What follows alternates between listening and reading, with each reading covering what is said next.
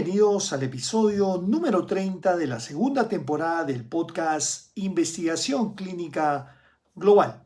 Soy el Dr. José Torres, soy médico neumólogo, trabajo haciendo proyectos de investigación clínica en Latinoamérica y hoy voy a tratar un tema muy humano relacionado con los ensayos clínicos. Quiero comenzar este episodio con una historia que sacudió las redes la semana pasada. No es una estadística, no es una curva epidemiológica increíble, no es un paper con un hallazgo espectacular, no. Quiero empezar con una paciente, una mujer latinoamericana, científica de datos, tiene un tumor gástrico positivo para Claudina 18.2, un biomarcador muy raro para el que ya existe un tratamiento dirigido en el mundo, el Beloy. Esta paciente colombiana, con un cáncer raro, tiene una historia que probablemente muchos de nosotros vimos en diferentes aspectos o tiempos o momentos en ensayos clínicos. Esta es una mujer enfrentando algo devastador, un tumor poco frecuente, con pocas opciones terapéuticas, con una incertidumbre clínica muy grande y una carrera contra el tiempo. Porque cuando hablamos de cáncer raro o de enfermedades raras, voy a involucrar este tema acá, el reloj no avanza en meses, avanza en semanas y a veces en días. Y ahí aparece una pregunta que resulta muchas veces dura. ¿Qué pasa cuando la medicina convencional ya no tiene respuestas para estos pacientes? Pero sí existen ensayos clínicos potencialmente útiles. Más aún, ¿qué ocurre cuando el principal obstáculo no es la ciencia? Es el acceso a medicamentos. Porque esta es la conversación que nosotros que trabajamos en el ecosistema de investigación clínica debemos tener. No solamente sobre innovación, no solamente sobre moléculas, no solamente sobre regulación, sino sobre, el fin de la medicina, la humanidad, los principios éticos, la justicia en salud. Porque para muchos pacientes con cáncer avanzado o enfermedades raras, un ensayo clínico no representa experimentación. Ojo con este tema.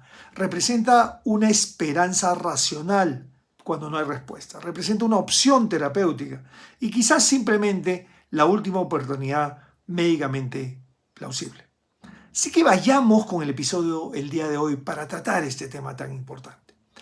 Existe una narrativa profundamente equivocada alrededor de los ensayos clínicos. Lo vivimos en el día a día en este ecosistema, ¿no? Todavía escuchamos frases con que cuando ya no hay nada más, lo meten en un estudio. Como si el ensayo fuera el último recurso desesperado de la medicina. Como si fuera un experimento marginal. Como si no formara parte de la medicina moderna. Pero la realidad científica resulta ser otra. Hoy gran parte de la oncología moderna, 60% de los ensayos clínicos a nivel global, existen precisamente gracias a los ensayos clínicos.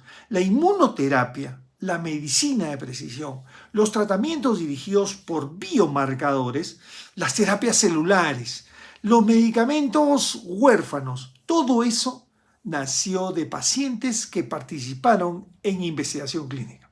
Sin embargo, paradójicamente, los pacientes que más podrían beneficiarse suelen ser los que finalmente tienen menos acceso a ellos. Esto plantea una pregunta ética enorme. ¿Por qué seguimos viendo ensayos clínicos como algo separado de la atención médica cuando para muchos pacientes debería considerarse como una continuidad terapéutica? Veamos entonces cuál es el problema de esta inequidad a nivel global. La magnitud es inmensa. Escuchen bien. Hoy más del 60% de los ensayos oncológicos se concentran en países de altos ingresos. 63 países del mundo no tienen ni un solo ensayo oncológico registrado. Pensemos eso solo un segundo. Ni uno. Mientras algunas regiones acumulan decenas de miles de estudios, ustedes saben qué regiones y países, otras prácticamente están desconectadas de la innovación terapéutica. En Estados Unidos, apenas el 7% de pacientes con cáncer participan en ensayos clínicos. Imaginen, Estados Unidos, a nivel global, el promedio es incluso menor, menos del 5%. Y aquí viene un dato realmente brutal. El principal problema no es que los pacientes rechacen participar. En algunos países quizás, pero en la mayoría no. El principal problema es que el ensayo simplemente no existe para ellos. Un metaanálisis reciente encontró que más de la mitad de la baja participación se explica porque no había un estudio disponible. No porque el paciente no quisiera, no porque el médico no creyera en ensayos clínicos, simplemente porque no había acceso a los ensayos clínicos, como el caso de la paciente colombiana. En enfermedades raras, el panorama es todavía más difícil. Más de 7.000 enfermedades raras identificadas, más del 95% de tratamientos faltantes, 300 millones de personas afectadas en el mundo sin tratamiento y muchas comienzan en la infancia, el 60% son de origen genético. Imaginen la experiencia de un familiar escuchando: su hijo tiene una enfermedad rara, no hay tratamiento, no conocemos mucho alrededor del caso, tal vez por ahí exista un estudio, pero no aquí en este país. Imaginen ese escenario dantesco. Eso no es solo un problema científico, es un problema moral que tenemos que asumir los que trabajamos en ecosistema de investigación. A ver, la barrera puede ser la geografía. Recuerden, un país, un código postal, puede determinar su probabilidad de sobrevivir, porque el acceso a un ensayo clínico depende demasiado del lugar donde naciste. Si vives cerca de un gran centro académico, como muchos países en esta región en Latinoamérica, tus posibilidades van a aumentar: Brasil, Argentina, México. Si vives en una zona rural de Latinoamérica, en África, regiones alejadas de Asia, el escenario cambia radicalmente. Y aquí debemos tener nosotros una autocrítica regional. En Latinoamérica todavía vemos, ya lo saben, regulación lenta, fragmentación de los sistemas de salud, escasez de centros especializados, falta de redes de referencia, baja inversión en investigación de los estados y médicos que muchas veces no saben qué estudios están abiertos para algunos pacientes. No es que no quieran ayudar, sino porque el sistema de salud no fue diseñado para conectar rápidamente a pacientes con oportunidades terapéuticas. Y en cáncer agresivo o enfermedades raras, esta lentitud, que es más visible, también mata, porque 6 meses regulatorios pueden equivaler a un paciente. Esa es la realidad geográfica. Nosotros entonces tenemos que cambiar el paradigma, ¿no? Verlo como una opción terapéutica. Esta idea es fundamental. El ensayo clínico no puede seguir viéndose, solamente como investigación que beneficia a algunos pocos. No, debe comenzar a entenderse en contextos seleccionados como una opción terapéutica integrada, especialmente cuando hablamos con pacientes que tienen enfermedades raras, tumores refractarios, necesitan medicina de precisión, enfermedades ultra raras o pacientes sin alternativas efectivas. Esto no significa de ninguna manera perder el rigor ético, no significa vender falsas expectativas, no significa prometer sin dar nada a cambio. Significa que uno puede ofrecer acceso temprano a la innovación, seguimiento clínico intensivo, medicina personalizada y oportunidades terapéuticas que simplemente no existirían fuera de un protocolo de investigación. Y eso requiere una conversación distinta con todos nuestros pacientes. Doctores, hay que ser más transparente, más humano, más centrado en decisiones compartidas. Porque decirle a un paciente ya no hay nada más que hacer, muchas veces no es verdad. Tal vez sí hay algo más que hacer. Solo que el sistema donde nosotros trabajamos no está conectado para encontrarlo, que es totalmente distinto a no tener posibilidades. En este rubro, entonces, ¿qué está cambiando? Hay razones para tener cierto optimismo a pesar de este ejemplo inicial, ¿no?, de la paciente colombiana. Los ensayos descentralizados están creciendo. La telemedicina se está implementando a nivel global. Hay un seguimiento remoto de pacientes. Hay una entrega domiciliaria de medicamentos. Hay laboratorios locales, hospitales satélites. Y esto basado en una idea sumamente simple: que el paciente no tenga que mudarse a una gran ciudad para participar en un ensayo clínico.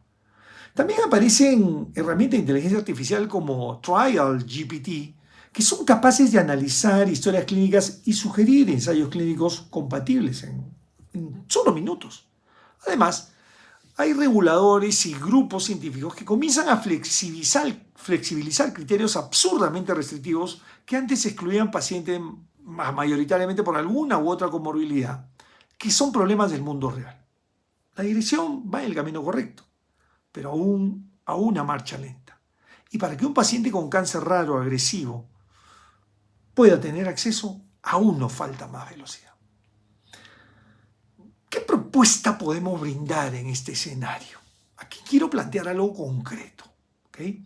Latinoamérica necesita una red latinoamericana de referencia y contrarreferencia para ensayos clínicos en cáncer y en enfermedades raras. Un sistema regional interdependiente. ¿Y esto qué implicaría? A ver, es difícil, pero podemos intentarlo. Primero, centros hub de excelencia. A ver, México, Brasil, Argentina, Chile, Colombia, a ver, Perú, Costa Rica, acá en Centroamérica. A ver, todos conectados, nodos conectados que podrían facilitar este acceso a los pacientes. El segundo punto, una plataforma regional de matching clínico. A ver, un médico introduce un diagnóstico, introduce biomarcadores y el estado funcional del paciente. Y el sistema responde inmediatamente. Estos ensayos están disponibles en tal o cual país. En estos centros uno puede recibir al paciente. Este tiempo de respuesta es estimadamente rápido. ¿Por qué no intentarlo? Y tercero, navegadores clínicos regionales. De hecho, existen algunos ya, donde los profesionales dedicados a ayudar al paciente y a la familia guían dentro de todo este laberinto administrativo.